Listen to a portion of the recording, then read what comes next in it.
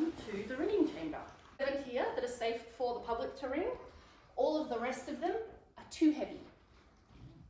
So our smallest one, this one, is 238 kilos, and they get heavier as you go around up until 279, and they keep getting heavier as you go around the circle up until that solid yellow rope up there belongs to our largest bell. His name is Zachariah, and he weighs 1.5 tons. You have to train for 8 months to be able to pull him safely. And then 2 hands on the rope in front of you, just sort of wherever's comfortable. A couple of big pulls to get it going, and then to get it to start chiming. Short, sharp little tugs in front of your face. And then to get it to stop, you just let it go again. Allegedly.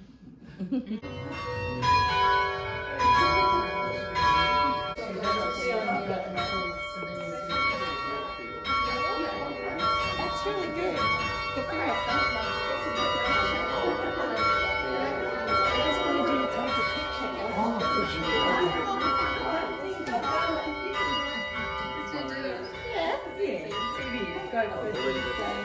Sounds small. We're going to start with you. Once you get going, once you've chimed three times, you'll come in. Once you've chimed 3 times, you'll come in, so on and so forth. I'll be queuing. Practice first though, hasn't been up yet. We're doing more practice. No, it has been. Yeah. Do I stop after 3? No, you keep going. So everyone's going by the end. I'll cue people in so you won't have to worry too hard. Alright, so start with you.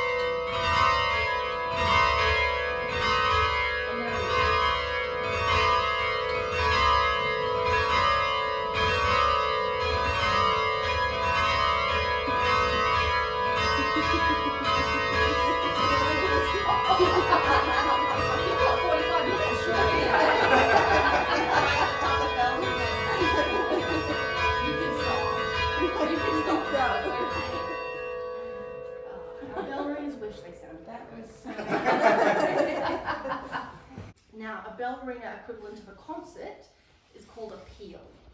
The most common is a quarter peal, so that's 45 minutes. A full peal is upwards of 3 hours. And it's one of those great big achievements that if your band completes a full peal here, you get a plaque on the wall of the ringing chamber. She's so